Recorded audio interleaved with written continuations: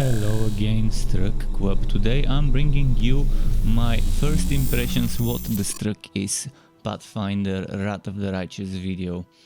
And here in this video I will briefly try to cover every subject and not go into detail. I will be making another guide, probably split into different videos where I'm gonna go in depth for every single system of the game. I might as well make specific guide videos for just a specific system as well, but in this one I'm gonna try and talk about everything I can think of, and in the end give you pros and cons based on my personal understanding of what I like and what I don't like in a game. So without further ado, let's start with the first subject, the story. For the story in Pathfinder Wrath of the Righteous, I'm gonna try and avoid some major spoilers and just tell you the basics, the beginning, the things that even if something gets spoiled, it would be just the very first few hours of the game. Yeah, basically it starts as us, our hero that we create in character creation, being in Kenabres. We have just freshly arrived into a Kenabres, and there's some sort of celebration, a fair over there.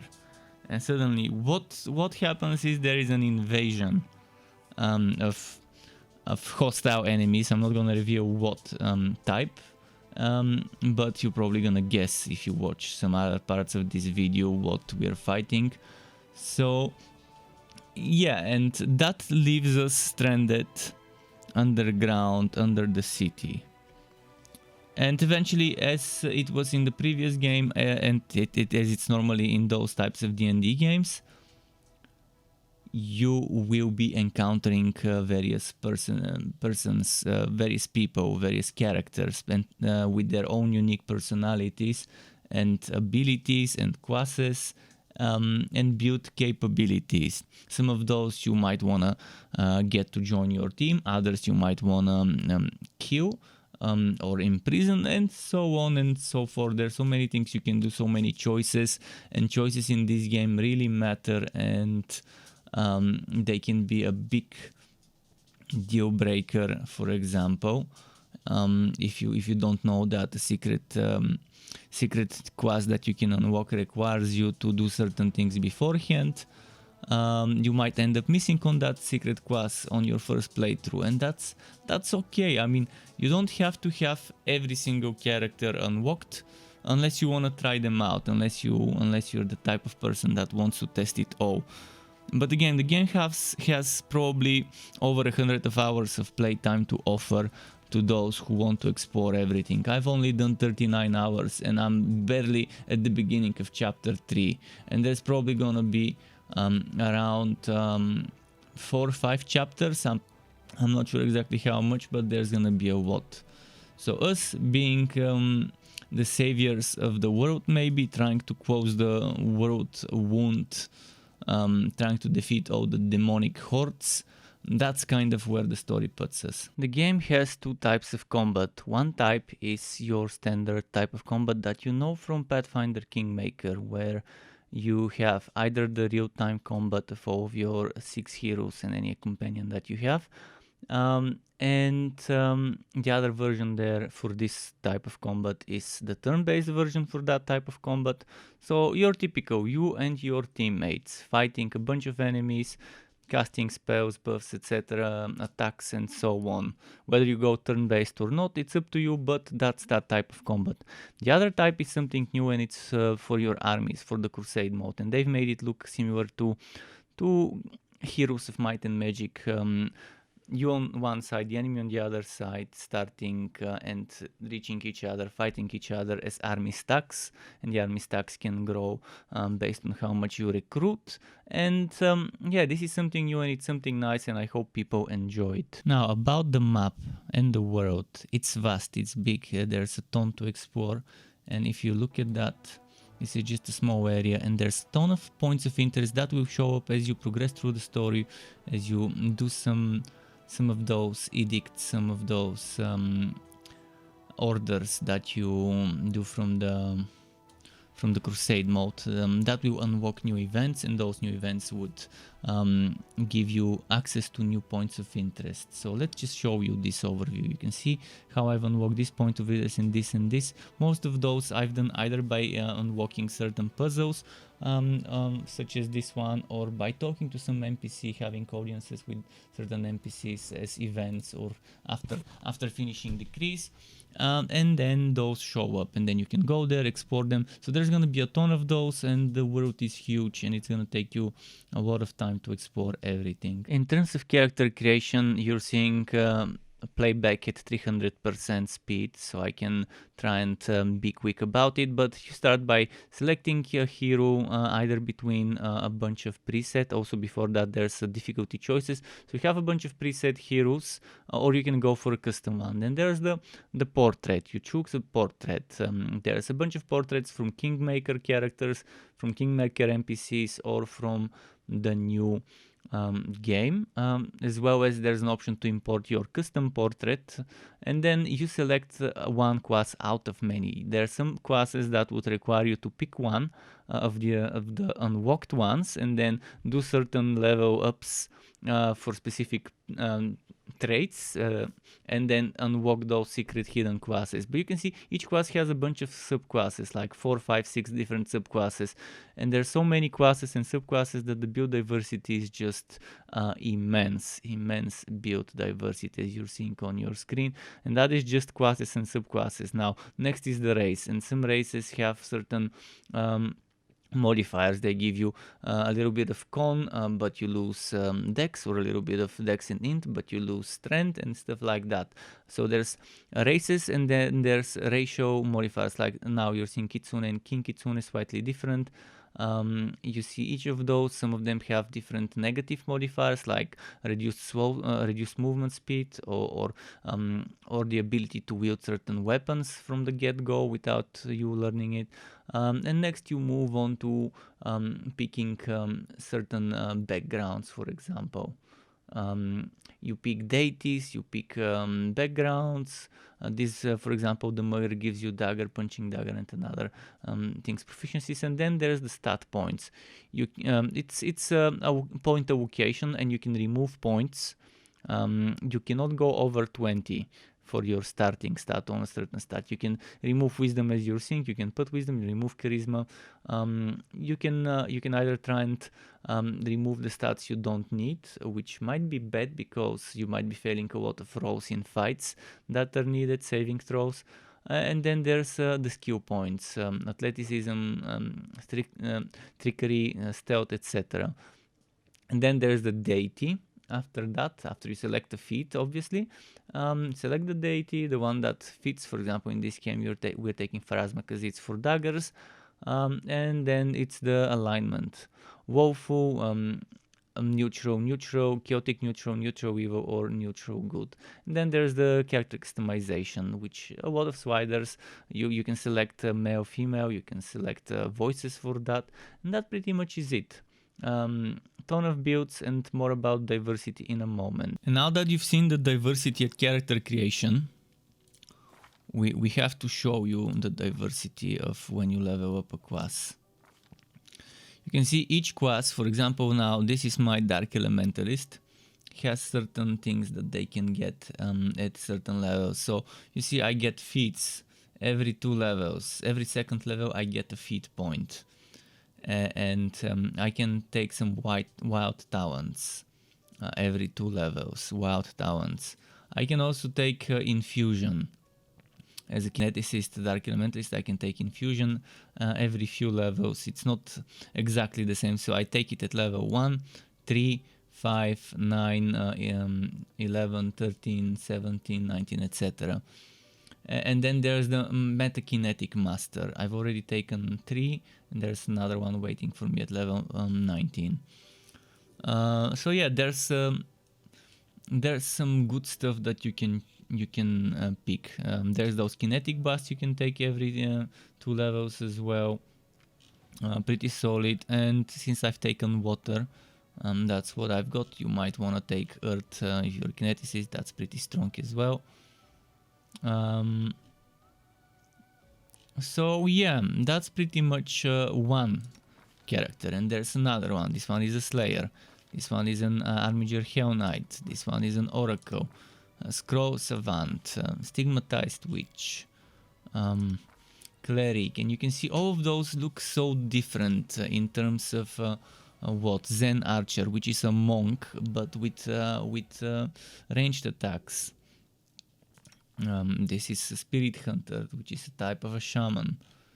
You can see all of those. This is, for example, your typical paladin. Obviously, I'm building it in a strange way because I'm a noob, but that's it. And now this is my companion creature, which is an animal companion. So animal companions are slightly different, but again, this shows you how different certain things are. And considering the feats and the quests and some of the other things you can get, for example, this is Fighter Armiger, but it also has Hell Knight now, and this one I can keep leveling him up if I want to. Let me just quickly show you. See, I can do this, and I can just spend some points randomly. Let's just put them over here, and you can see now as feats we can choose stuff. Improve two-weapon fighting, for example. We're using two-weapon fighting, but we can improve it. And two-weapon fighting, for example, you can see over here. There's all sorts of things that can be taken. Just check the number of feats that we have here. Look at how many feats there are in the game. It's overwhelming, but in a good way, and that hopefully gives you an idea of how diverse this game is in terms of D&D builds. Once you have finished chapter 2 and started chapter 3 and selected your mythic path, you would be able to have certain interactions with your mythic path. Most likely for everyone it will be in this room. For the one I chose, the Aeon, it is over here through that mirror. I'm not sure if for all of them it will be through that mirror, or it might be a different object that shows up here if you choose a different one. But yeah, that would be definitely the place where it happens, regardless of what one you choose. That's my guess, kind of.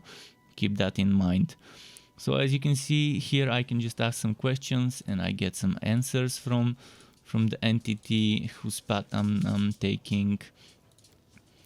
And yeah, that's a lot of information people can get here, and every now and then there will be automated events. As soon as you return to the Citadel, it will take you to a cutscene here where you make some choices, where you talk to that entity. As for the mythical paths themselves, you would see that at level 1 and level 2 you can only choose mythic hero. And at level 3, that's when you actually choose when you choose the path. So at 1 and 2, you just choose whatever you like. But at 3, you have to make a choice. You have to choose which path you want. And the thing is, certain paths are walked behind certain events or sequences of events. And if you don't do those things, you don't unlock those paths. So if you're a new player just starting, make sure every time you have a dialogue option that tells you the mythic path written there of the one you want to take. If you want a Zata, if you want to take Aeon, if you want to take Lish, etc. Make sure you select those options. Some of those are hidden, so you might want to look around information of how to unlock those mythical paths. If I find time, I can't guarantee anything, but if I find time, I might make short videos for each mythic path and how to unlock it, with detailed information of which chapters, which quests, and which dialogues you need to pay attention to, including some hidden secret items you might want to get, and so on. But keep in mind, there is no wrong mythic path. They just all provide you different extra flavor, different extra topping on the ice cream. So even if you can't unlock the one you want right away, maybe just pick something else, something that's available to you, and consider a second playthrough eventually. Alternatively, you would have to vote back from the beginning, or few levels, few hours or days back to be able to undo some mistakes you might have made. Mythic paths are strong, they're nice, there's a lot of abilities one can get. And keep in mind, you only choose a path for yourself. For your allies, you just choose abilities. You choose feats and stuff, mythical feats. But for yourself, you have some bonuses that are affected by the entity you choose. Let's talk about wood and the inventory. As you can see, there is a shared stash, and this shared stash, all of your heroes can access, all of your companions, even this little fella can access that inventory and equip some stuff from it wherever is possible. And let's just show you different types of items. So there's, for example, named items like this one, Mind Piercer, that have some special properties. If you look at the info, Mind Piercer is actually a +2 enhanced item. It also has Coat Iron and Finesse Wielding. You can read what Coat Iron is. There's a lot of quality of life. If you look at this one, this is just a simple Buckwar +2, no extra flavor text. And if you take a look at this one is an item with a lot of flavor text. And you can see it's adamantine. It's still a +3, but it also has a special affix. So those special named items have those unique affixes to them. For example, look at this one. It's got flaming, and it's +1 a finesse wielding, and it also has some sort of flavor text. It doesn't have any special role, so not every single named item has a special role, but it might have a special combination of affixes that you might not see on other ones. For example, look at this one. This is just a +2 mithril, and this one is just a +1 cold iron, but it also deals additional 1d3 damage to chaotic creatures. So this one has a unique.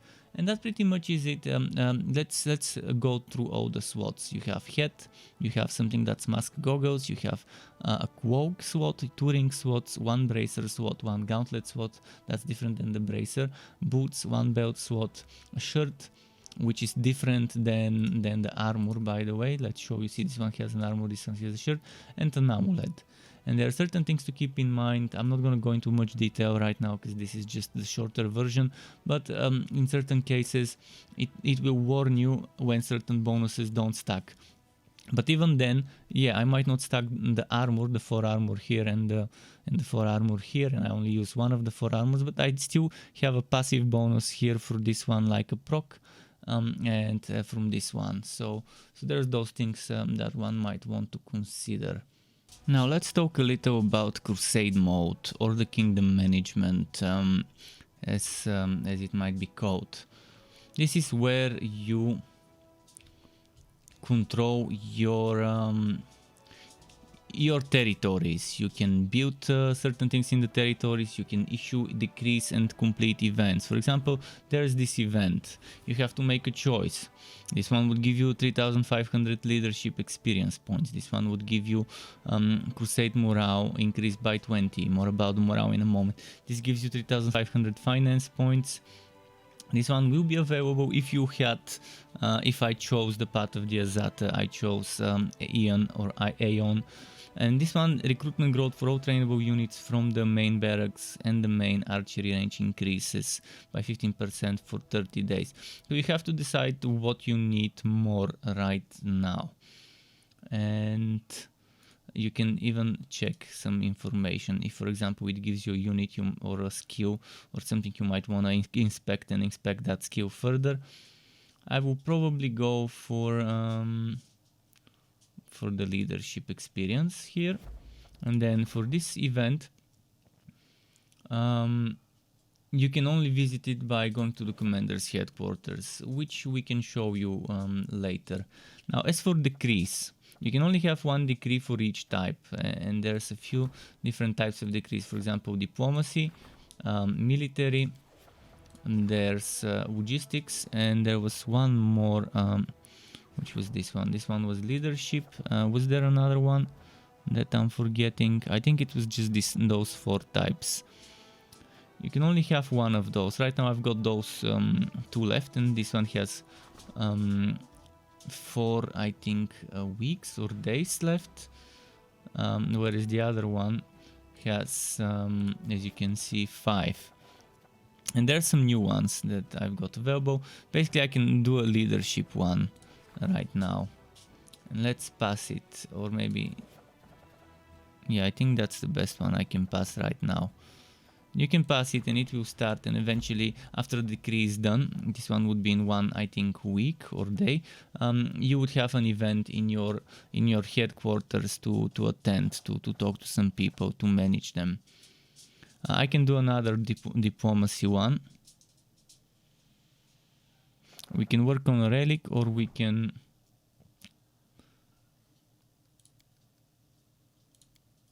Let's see.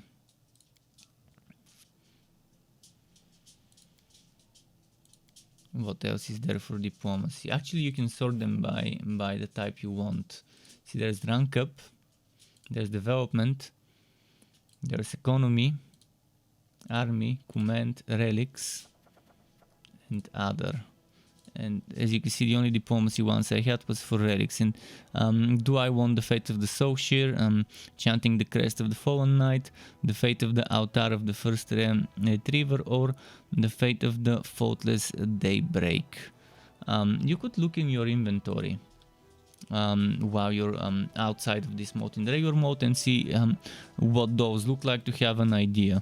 This one we know is the old hammer of a certain NPC. I don't want to review any spoilers. That was reforged as a spear, as a glaive. I'm now using that glaive, but this would probably allow you to reforge it into a hammer. I'll probably go for this. And that's our decrees. We have one of each type, and we're done. And next you can either skip the day. You can actually check the regions. This is the big map. You can see it's a huge map, and it's gonna take you forever to reach everything, to unlock everything. And then now, as I mentioned, there's morale, and morale is something important for the crusade. And for the party as well, not just for the kingdom. There's also those stats here: leadership, logistics, diplomacy, military. And as you get those experiences, those stats can be ranked, but you have to pass a decree to rank up that stat. Unless you rank up the stat, you keep that rank. And the higher the rank, the better it is, obviously. And as you can see, I've already gotten a few that I can rank up, a few that are ready. Actually, all of them are ready to get ranked up. I just need to pass the decrees.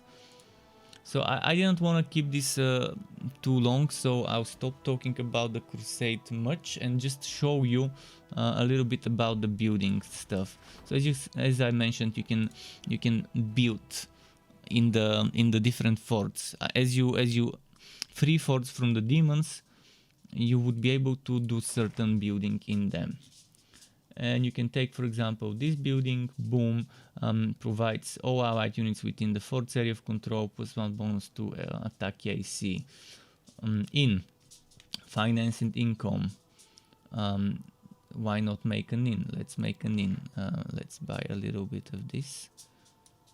And now we can make an inn, and this will give you finance points income +200. You probably might want to have one of those in each settlement.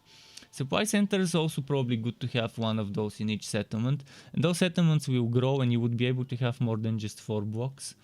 But it will take time before they grow. So you might want to get the most basic ones. This one, for example, increases the recruitment growth of the main barracks, and there can be only one main barracks, and normally it's best to put that one in Dresden. Whereas this one is for that whole region. And yeah, we can put that, and now we don't have much points to build anything else in other places, so we can just go back by pressing this X button. What I wish the developers would add here as the quality of life is to be able to have a list of all my settlements and to be able to jump from one to the other without having one loading screen like this one, and then going through the next one and going through the second loading screen. It will eliminate the loading screen time and optimize your kingdom management. So now if I want to go to this one, I went already through one loading screen and I have to press enter and go through the other one. So it would be nice once you're inside a village to be able to jump to another one from a drop down list or whatever. I also mentioned that you would want to do some audiences as part of the kingdom management, and you do that by going into Dresden and into the citadel. You have to be in the citadel, and that way every now and then, once the certain decrees are done, once certain events are ready, you would be accepting audiences with various people in your command room in the citadel. And you can see this is one of them. For example, this person here, Velk, wants an audience, and let's see who they are.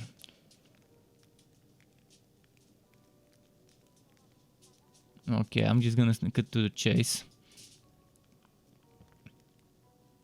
He wants to be of use to us. How does he plan to help us? Ba-di-da-di-da-di-da. Ba-di-da-di-da-di-da. And he wants to join. And Blackwater has been revealed.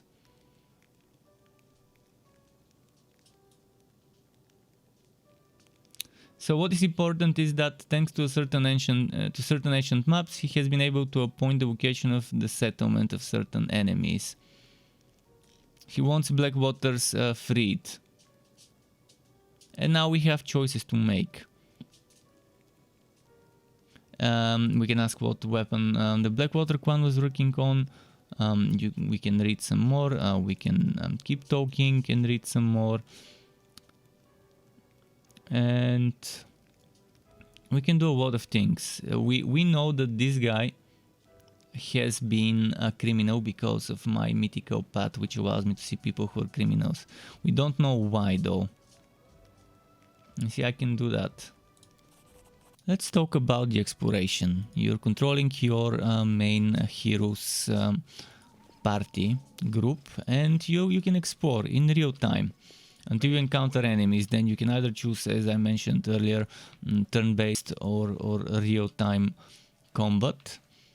And as you explore, you would be seeing certain things you can loot. And once you defeat some enemies, you can also loot the corpses of those enemies and take whatever you want, as long as it doesn't fill up your total party weight limit.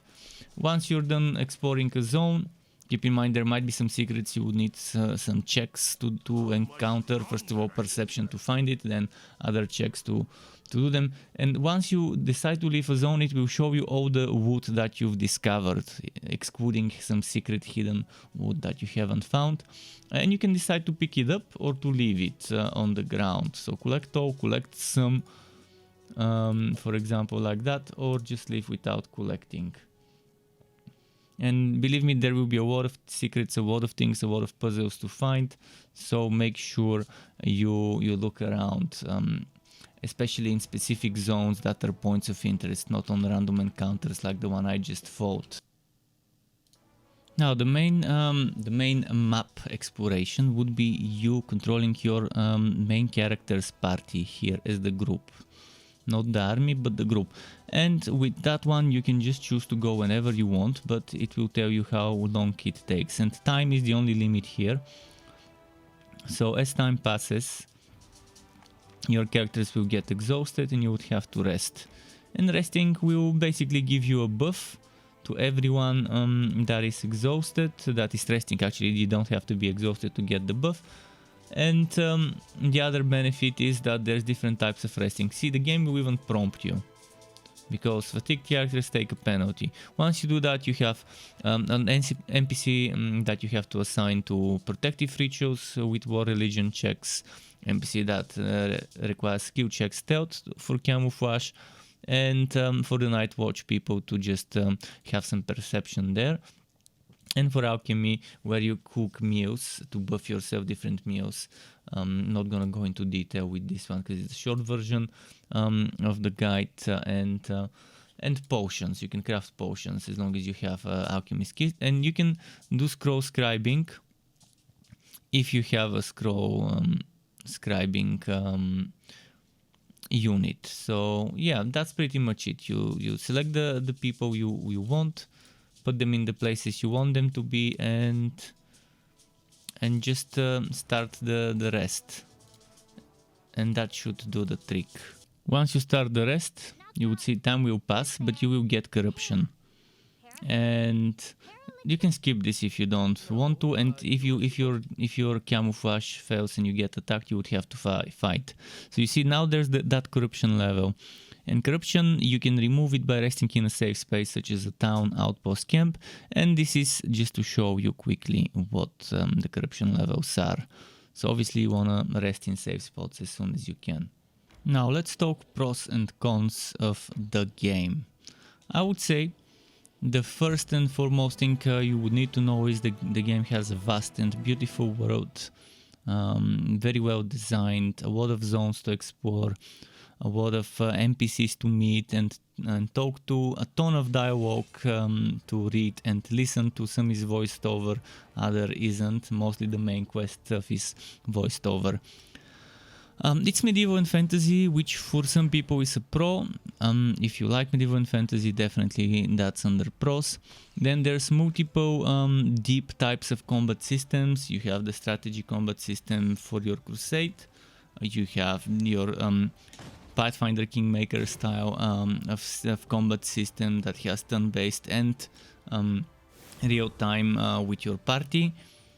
There's solid visual and sound effects. There's a ton of build diversity, as well as amazing itemization system, which also means a ton of wood diversity from all the things that they've added into the game, which also further helps the build diversity in a way. There's a ton of quests and side quests, which means a lot of time to keep you busy, to keep you playing. There's a lot of useful NPCs and game systems to explore, such as, for example, the secret merchant you meet. It's not so secret, but the traveling merchant you meet every now and then, and you can tell that merchant what type of items you want for him to stock up with for the next time you meet him. There's options to use the auto mode for Crusade, for the Crusade system if you don't like it, but unfortunately I'm gonna mention it in the cons as well. There is no option to not use auto mode but still automate some things, not entirely. So you either go full auto and never be able to reverse it, or you use it the way it is. There's a lot of choices that really matter. Choices matter with capital letters in this game. There's a ton of quality of life and still more to be desired. Now, if you're moving to the cons, as I just mentioned, Crusade mode does not have difficulty adjustments toggles. So if you want to still use the Crusade mode and do that stuff, but have it a little easier, a little less demanding, as well as not just the Crusade mode, but the Kingdom Management mode as well. Well, there are no such options that I found. I only found the automated system, and that's it. Either fully automated without option to switch it off, or take it as it is. There are certain things that could be optimized. For example, in Crusade mode, I'm going to show you, there is something that could be better. Now, if you take this army and there's some other units underneath it, see, if you do this, you can split units if you click this button. But why can't you split buttons, merge enemies by doing this? See, this should allow you to merge enemies too. This interface here, that's just for splitting, should not be just for splitting, but for splitting and merging. So as I click on a unit, on an army, and I click here under split, it should not be split, it should be split/merge, and I should be able to browse through the other armies in the same field. Otherwise you have to do this, you have to click on this, and then you can browse and merge and do that stuff this way. So unfortunately that's how it works, and this could be optimized, and there's a bunch of other things that we could see as quality of life. Some descriptions are missing as well. For example, if you go in your inventory, you know how there's descriptions, highlights, which is amazing quality of life. I can click info here, and I can click here, and that brings more, and I can click here and it brings more. Some of those are missing in some places, not many, but I have found some here and there, which is, again, it's minor nitpicking of things. I mean, it's hard for me to find something that's a con for this game. Windowed mode has a border. I can try and take a screenshot for people to see what I'm talking about, so they can see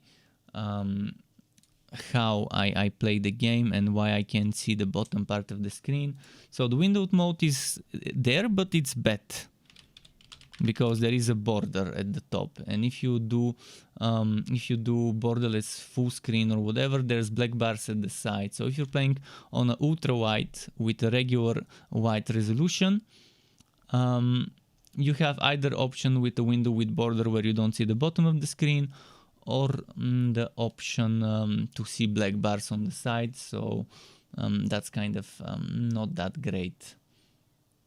But again, minor cons, negligible cons.